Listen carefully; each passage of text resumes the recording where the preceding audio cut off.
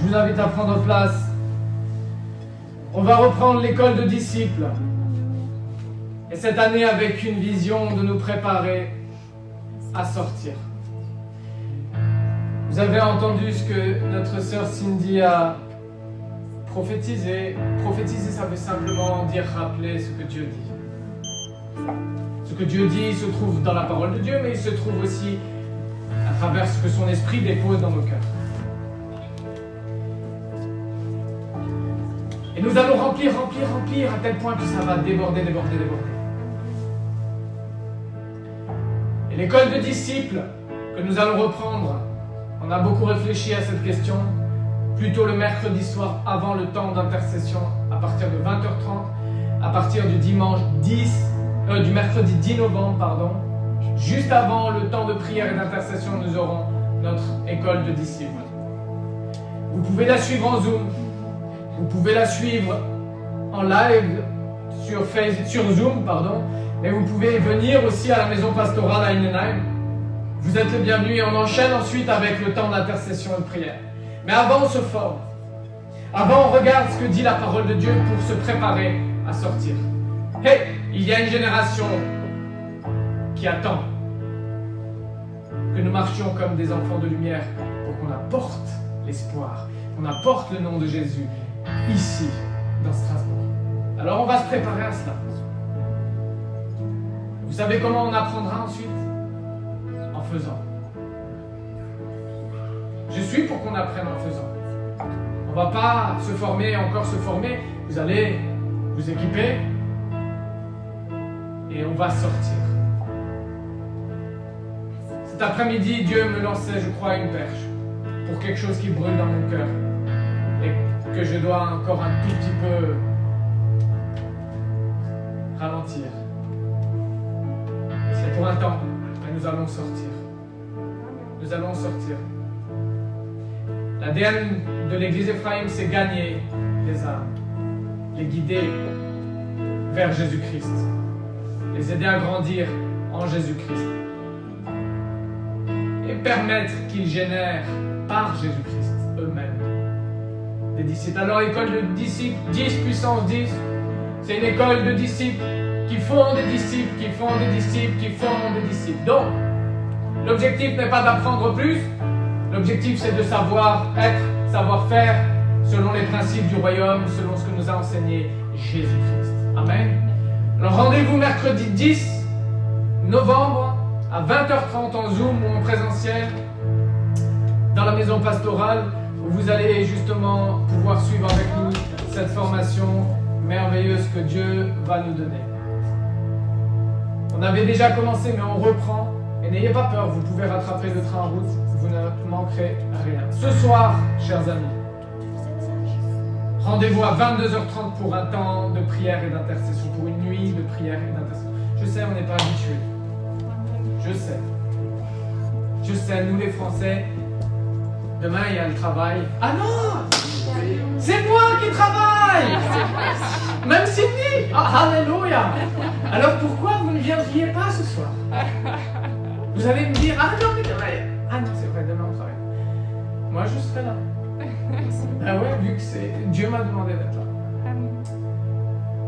22h30 à minuit 30, une nuit de prière et d'intercession pour Strasbourg et l'Eurométropole. Soyons là. Tous. Vous pouvez vous connecter par Zoom. Ok, je vais renvoyer le Zoom sur le groupe de l'église, mais je l'ai aussi publié sur Instagram, sur Facebook, donc vous pouvez retrouver le numéro de la réunion de ce soir. Et même si vous ne venez que pour un petit bout, c'est pas grave. Même si vous ne venez que pour semer un temps parce que il y a les enfants, parce que un tel et tel, il y a des impossibilités, soyez là spirituellement avec nous. Soyez connectés, parce que c'est comme ça que nous remportons des victoires, c'est comme ça que nous gagnons des guerres. Et il y a une guerre qui se joue pour Strasbourg. Ne croyons pas que c'est juste en dormant qu'on va les remporter. Les nuits comme cela sont cruciales. Les nuits où il y a des célébrations comme celle d'Halloween, l'ennemi ne dit pas hey, c'est pas grave, je vais les laisser tranquilles et tout se passera bien demain, on continue comme ça. Non, on perd du terrain si on ne le récupère pas ce soir. On perd du terrain. Mais dans ma folie, moi ce soir, J'irai même dans Strasbourg, après ce temps, tout seul. Parce que c'est Dieu qui m'a demandé, tout seul, d'aller et de déclarer. Je vais me balader en voiture. Alors priez pour votre pasteur. Parce que pour la protection de Dieu. Mais Dieu m'a dit ça. Et ce soir, après la réunion, et demain je travaille à 8h, je suis de garde. Dites pas trop fort parce que les patients vont dire monsieur, vous êtes bien frère. Dieu renouvelle les forces. Dieu renouvelle les forces. Je ne sais pas combien de temps le Saint-Esprit va me demander de parcourir Strasbourg, mais peu importe, je me tiens prêt parce que je veux remporter cette guerre. Et depuis que Dieu m'a demandé de me remplir moi aussi, à force de grandir dans sa présence, je me rends compte à quel point il me demande encore plus. Parce qu'il me donne toujours plus. Alléluia. Alors, rendez-vous à 22h30, minuit 30 pour un temps formidable. On aura même un message. Vous allez voir, ça va être super. Je crois que Dieu a préparé quelque chose d'extraordinaire et qu'à partir de ce temps-là, Dieu va délivrer, libérer des choses sur Strasbourg que nous n'imaginons pas. Rentrez déjà dans cette dimension spirituelle avec nous, au nom de Jésus. Amen. Alors à ce soir, hein. Amen. Non, c'est pas fini. J'aimerais vous encourager, je vais faire court. Ouais. Mais j'aimerais qu'on puisse être encouragé dans la dimension que Dieu m'a donnée pour cette journée. Parce que, vous savez, je respecte ceux qui vont célébrer Halloween. Souvent, ils sont même ignorants de ce qu'ils sont en train de faire. Je respecte ceux qui vont célébrer la Toussaint et prier les morts. Parce que souvent, ils ne savent même pas ce qu'ils sont en train de faire. Mais j'aimerais que nous soyons au clair avec nous-mêmes. C'est que nous avons mieux à leur proposer. Amen. Nous avons la vérité à leur proposer. Alors, j'aimerais qu'on puisse ouvrir nos Bibles dans Hébreux 11, au chapitre 11 de la lettre aux Hébreux. Le chapitre 11, c'est un texte sur des exemples de foi, qui nous définit la foi. Et je sais que c'est un message pour ceux qui croient en Jésus-Christ et que ceux qui vont le voir plus tard, écoutez bien, ça va même alimenter votre cœur, même si vous ne croyez pas en Jésus-Christ. Parce que, au-delà de tout cela, la foi en Dieu est nourrie par une chose, c'est que Dieu veut qu'on le croie. C'est ce qu'il souhaite le plus, qu'on le croie. Qu'on croie ce qu'il dit, qu'on croie dans ce qu'il a promis, qu'on croie dans ce qu'il a déclaré et qu'il appelle la vérité. Et donc ce message, il est pour vous qui croyez en Jésus-Christ, mais il est aussi pour ceux qui ne croient pas en Jésus-Christ. Le thème d'aujourd'hui est plus fort que les ténèbres. On a vu que par Jésus-Christ, nous pouvons être plus forts que la mort, mais nous pouvons aussi être plus forts que les ténèbres. Et peut-être que vous avez vu que depuis quelques semaines, quelques jours, ça s'intensifie. Nous allons célébrer, malheureusement, une fête qui met en évidence, qui met en exergue les ténèbres. Mais j'aimerais vous dire une chose, c'est que notre foi est plus forte que les ténèbres. Parce que nous allons voir la fin de ce chapitre, dans cette partie-là, à partir de verset 32, il y a des exemples d'hommes et de femmes qui ont remporté des guerres dans les ténèbres. Et qu'on se dit, mais moi, si je crois en Jésus-Christ, je ne dois pas être dans les ténèbres. Alors j'aimerais te dire tout de suite, si ta place est dans les ténèbres. Ah bon, pasteur Simeon, moi je pensais que je devais être à l'église. Ça c'est pour là un temps. Ensuite on va sortir et nous allons voir ce qu'il y a dehors. Hébreux 11, versets 32 à 40. Et que dirais-je encore ? Car le temps me manquerait pour parler de Gédéon, de Barak. Alors c'est pas Barack Obama, ok ? On s'entend bien. C'est Barak dans la Bible, ok ? De Samson, de Jephthé, de David, de Samuel et des prophètes, qui par la foi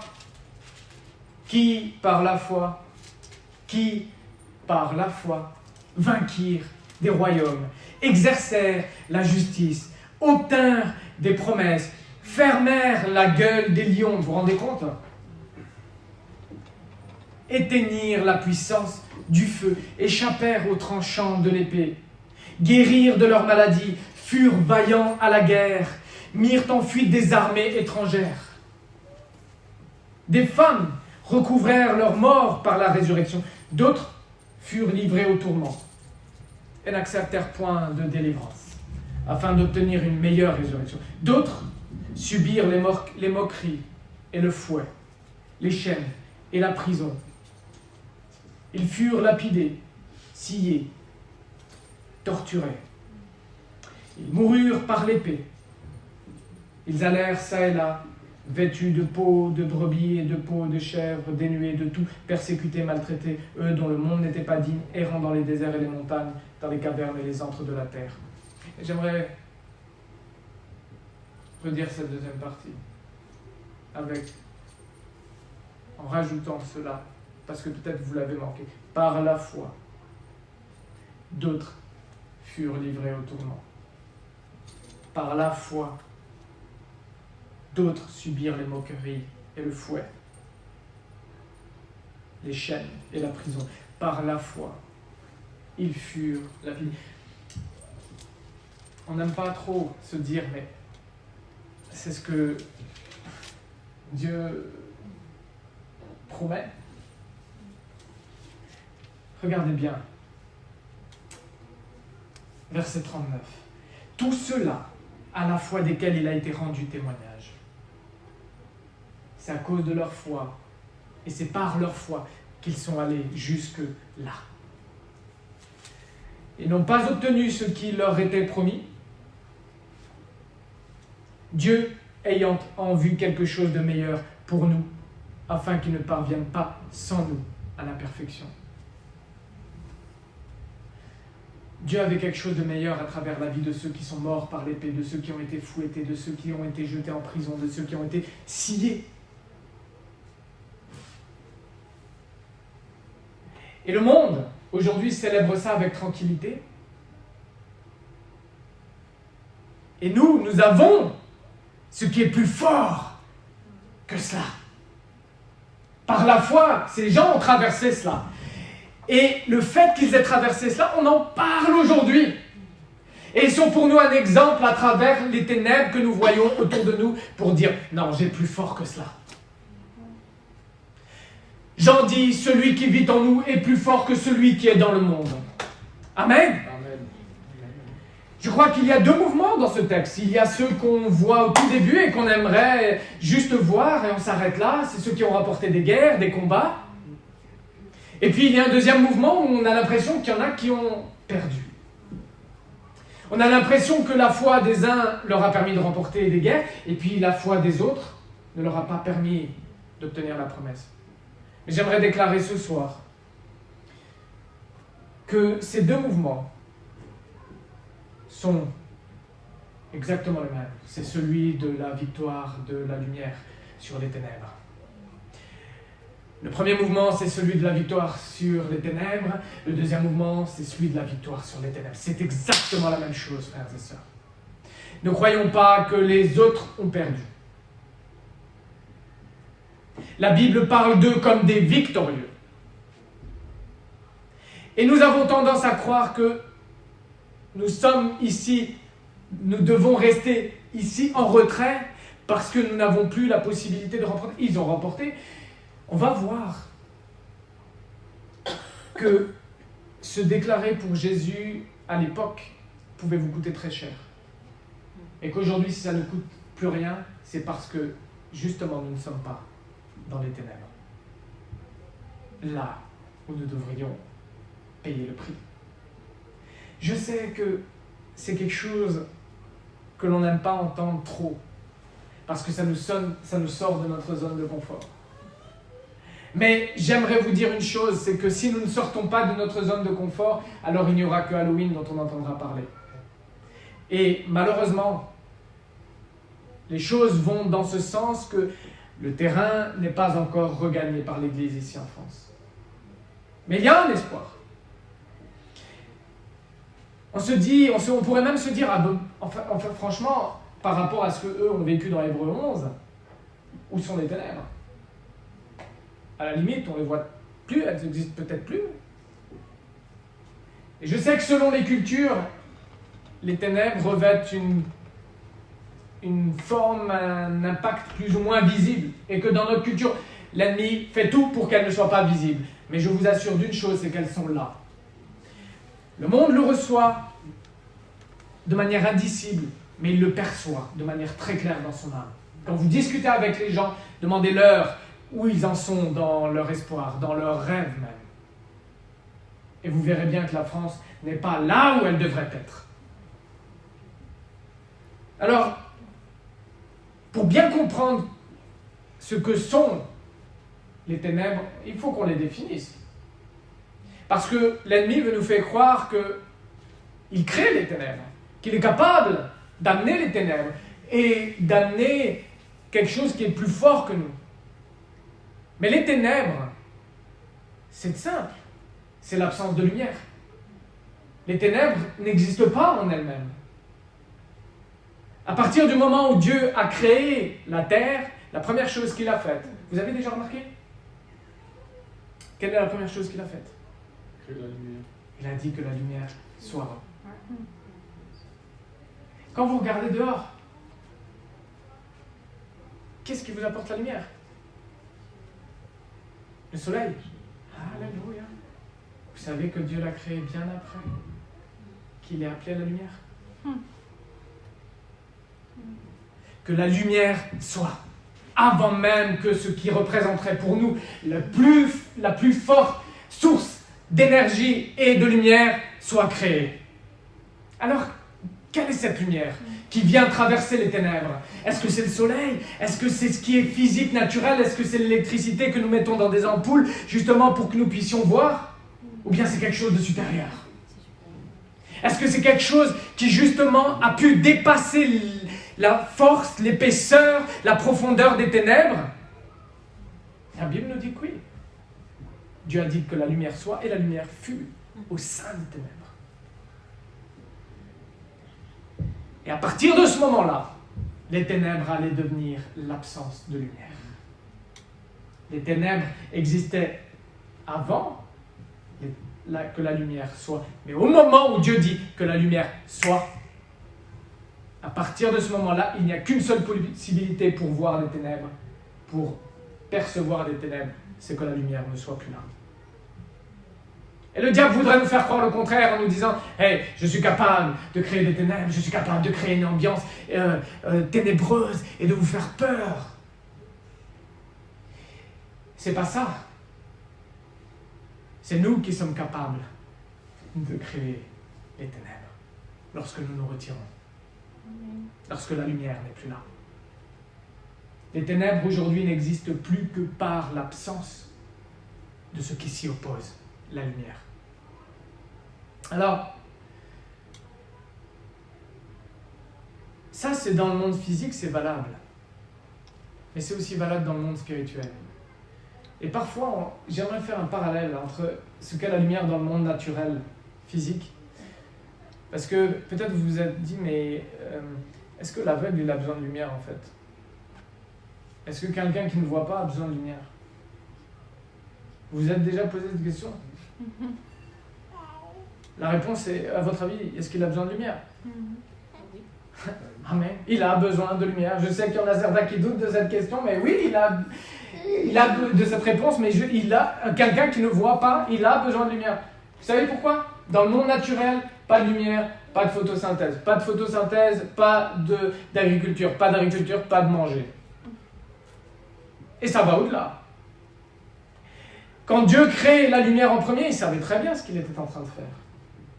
Il savait que le monde aurait besoin, tout ce qu'il allait créer, aurait besoin d'abord de la lumière. Et donc même quelqu'un qui ne perçoit pas la lumière a besoin de la lumière. Et quand nous sommes là, face à ce monde qui ne perçoit pas Jésus-Christ, maintenant on est dans la dimension naturelle. Allons, déplaçons-nous vers la dimension spirituelle. Peut-être que nous sommes face à des personnes qui ne perçoivent pas Jésus-Christ. Et on se dit, ils n'ont pas besoin de Jésus-Christ. On a l'impression qu'ils vivent bien, on a l'impression que ça peut bien se passer.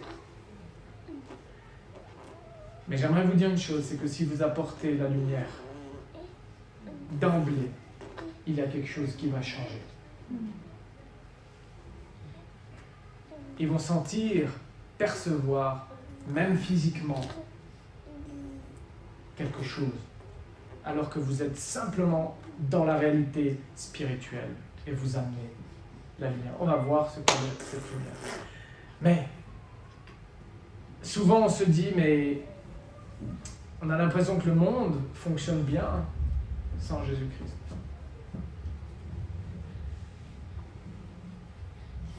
Les gens sont aveugles et j'aimerais que la parole de Dieu nous ouvre et maintienne nos yeux ouverts pour comprendre que si nous ne sommes pas là, alors il y a les ténèbres. Si la lumière n'est pas là, alors il y a les ténèbres.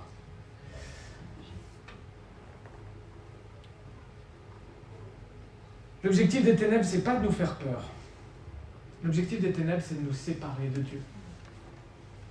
C'est de cacher Dieu à nos sens, à notre esprit, à notre intelligence, à notre cœur. Et ça, c'est l'objectif des ténèbres.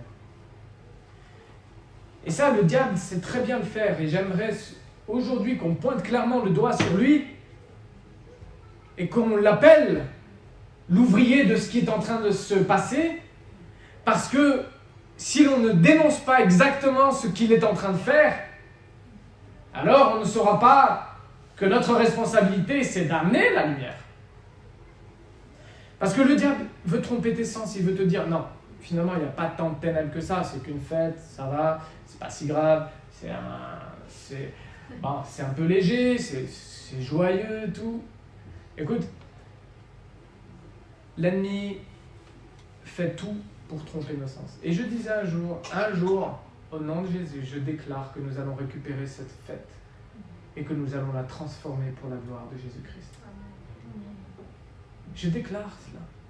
Que ça ne sera plus une fête pour célébrer la peur, pour célébrer la mort, pour célébrer le gore, mais que ce sera un temps de célébration où nous dirons Dieu nous a donné ça, un temps. Vous savez, c'est pas loin de Thanksgiving et j'aimerais qu'un jour l'église Ephraïm soit dans la rue à déclarer nous remercions Dieu pour ce qu'il a fait. Nous remercions Dieu pour ce qu'il nous a donné. Et je crois que ça, au nom de Jésus, ça va arriver.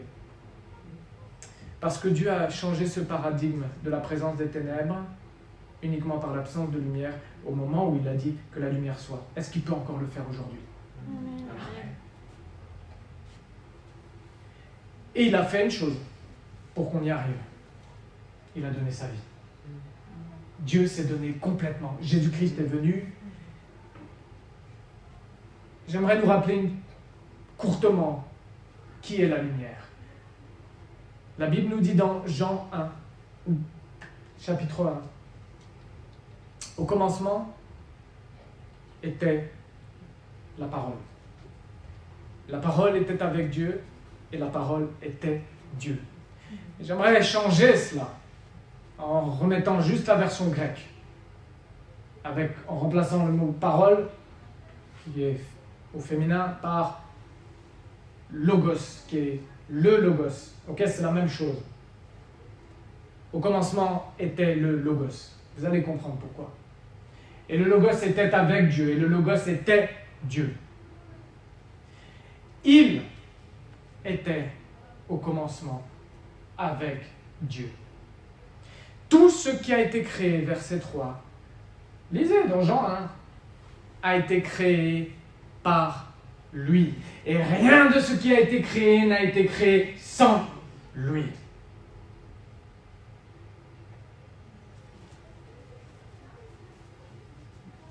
La parole, la vie était dans la parole. La vie était dans le logos.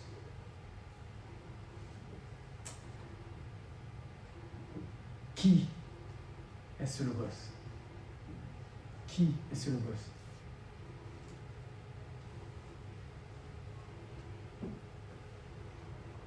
La parole, la vie était dans le Logos, et la vie était la lumière des hommes.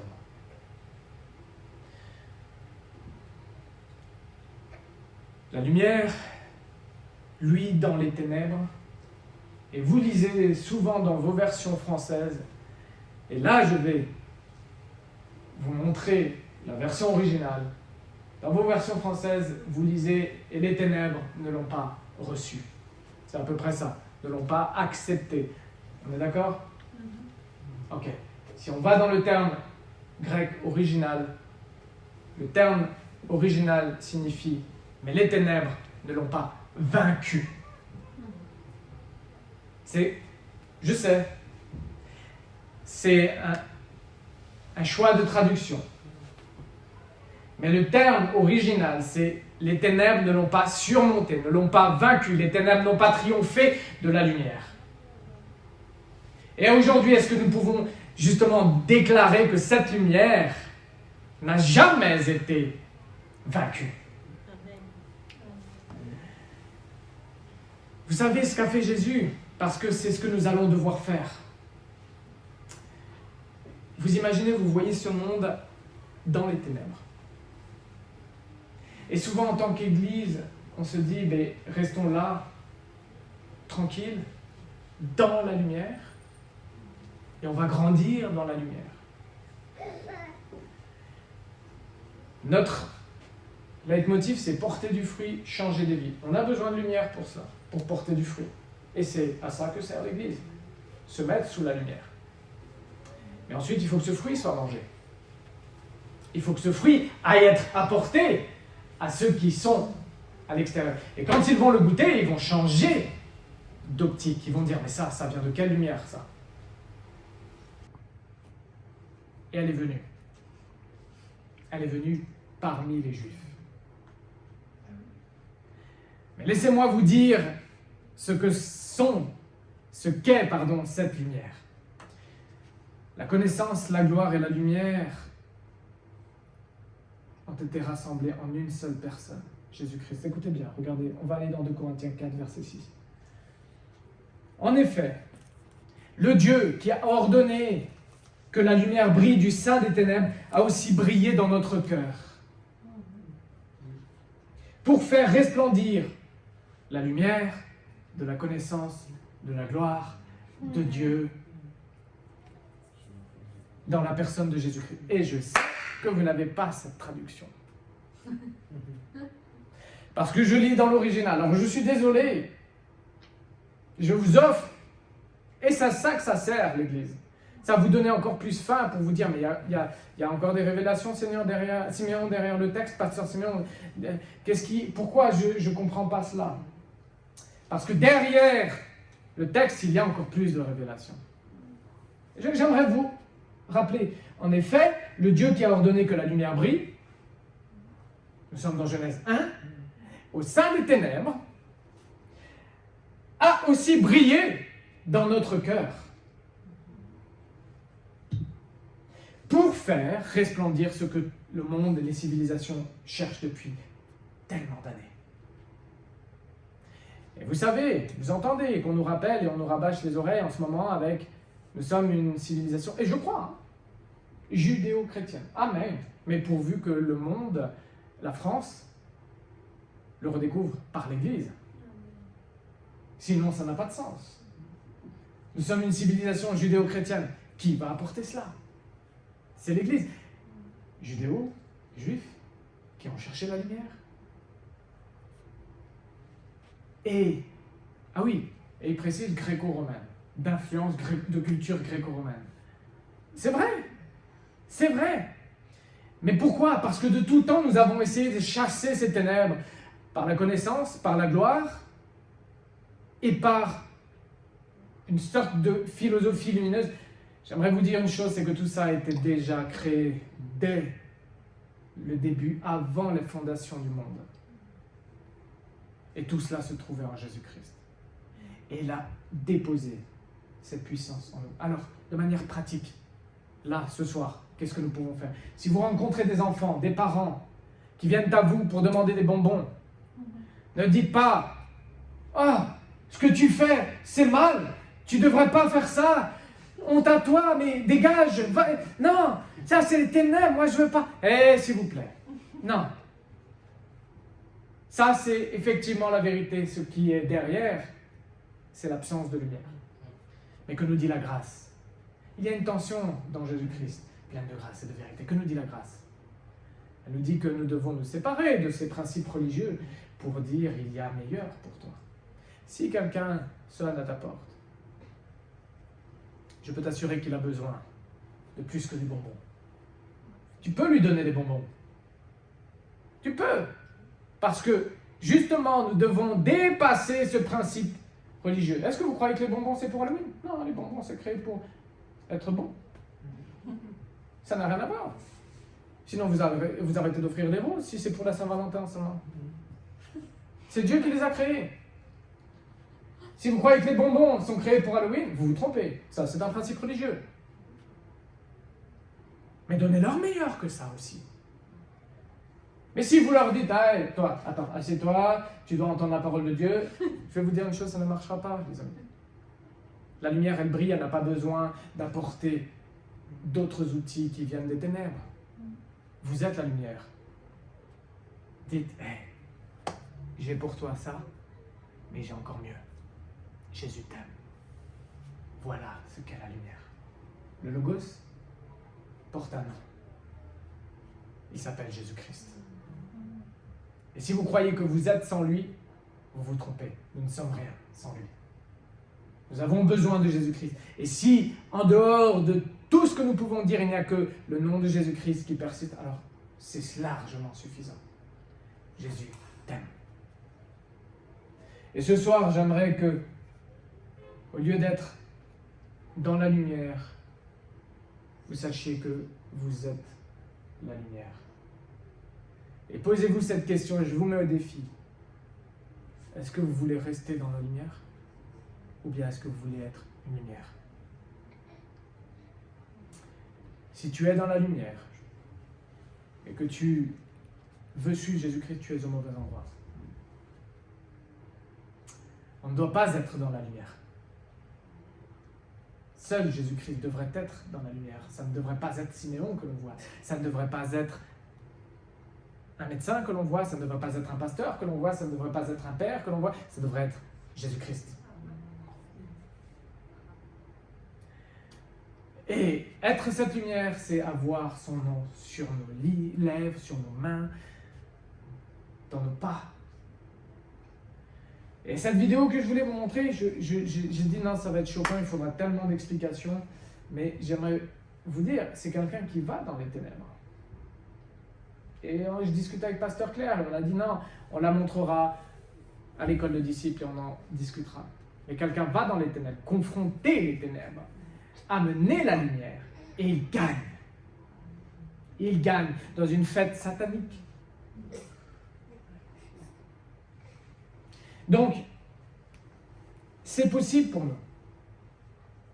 Et nous sommes appelés à être cette lumière. Et nous sommes appelés à être là où il y a des ténèbres. Et nous allons nous préparer ici, et j'aimerais que l'on puisse se lever et prier simplement, terminer ce temps de célébration en priant.